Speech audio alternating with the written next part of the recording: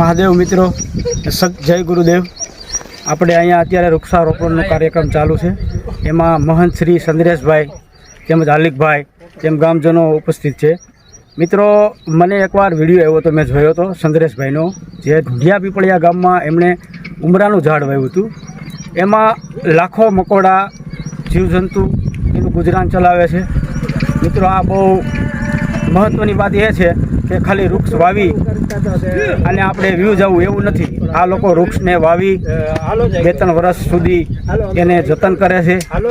અને મિત્રો, આપણે અમર સાહેબના જે દેવગામની અંદર જેવા સંત થઈ ગયા, એ સંતોના કંઈક આશીર્વાદ હોય, સંતો આપણા ગામમાં એના આશીર્વાદથી આવું કાર્ય થાય છે, આ નિમિત્ત બનાવે છે। બાકી સંતોની ભૂમિ છે દેવગામ।